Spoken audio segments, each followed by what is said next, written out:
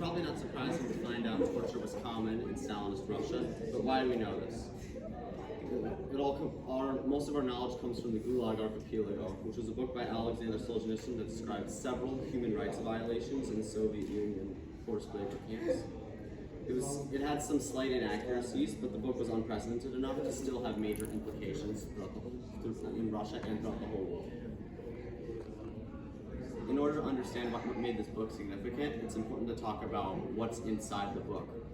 And he describes the use of various unethical interrogation techniques, such as torture or sleep deprivation, or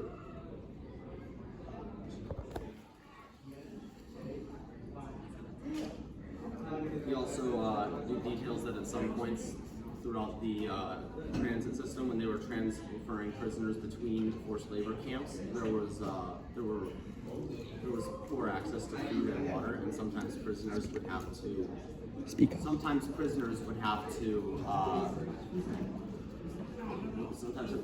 go without food or water.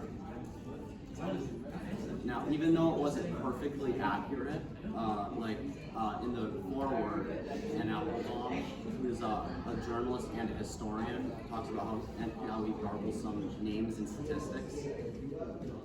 Also in the book, sometimes it could be because he couldn't remember, because there are points in the book where he just puts a dash through their name because he can't remember their exact name.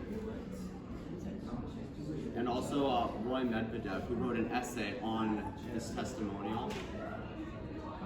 He was a historian who specializes on Stalinist Russia, and he said that some of the statistics were inaccurate, but that it didn't.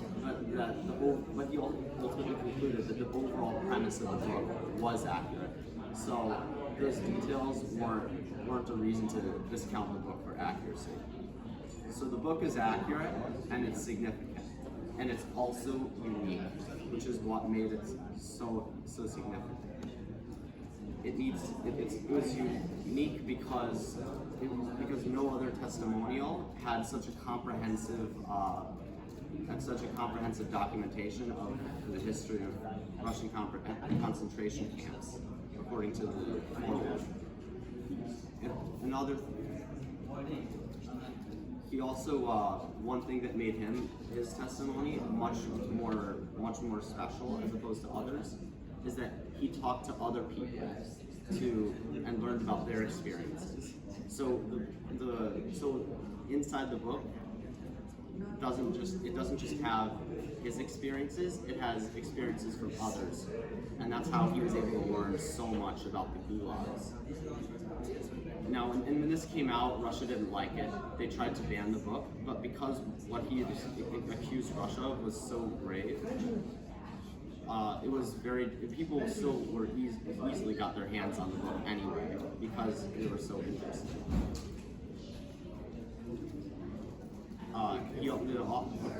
According to the foreword, he also got expelled from Russia. And this didn't just have implications in Russia, it had implications throughout the whole world. He ended up receiving a Nobel Peace Prize for his testimonial. He actually ended up not going to receive. The author also said the foreword author also says that he ended up not going to Stockholm to receive the award because it's close to Russia and he was worried about getting assassinated or something. And also, as recent as 2017, there was actually a speech by a New Jersey House of Representatives member, Christopher Smith, who referenced it offhand as a sort of never forget moment. That it's important to never forget how bad the Stalinist system is, and how important it is that he exposed the ugliest part of the Soviet Union. The book was accurate enough. It's significant and it's unique, and that's why it won't be forgotten.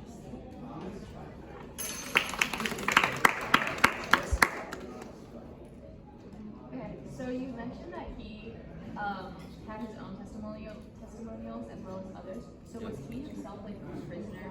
Yeah, he was a prisoner. And then those other testimonials were those only from like prisoners as well? Yeah, he just talked to other people there. Was he like writing this in the concentration camps, or was this like a reflection after the experience or anything? Like most of it, I think he wrote inside the actual books. Do you know when the book was published? This book was published, I think around the time of like the beginning of the Cold War. What was the purpose of the Stalinist gulag? So it was a way to imprison people who were critical of Stalin. Like he actually says in the book that he was imprisoned because in a private letter to his friend, he was criticizing Stalin, and that's why he got arrested. So it was used as one of the ways it was used was as a political prison. Were a lot of the other testimonies in the book, or a lot of the other like prisoners, were their reason for imprisonment as small as like his was? It doesn't exactly.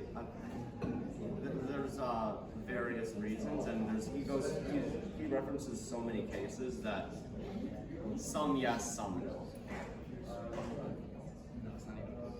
What was so different about this book compared to his other 2 volumes that made this one win a Nobel?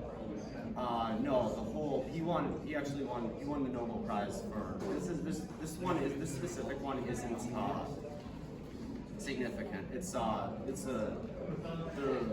3 volumes are important.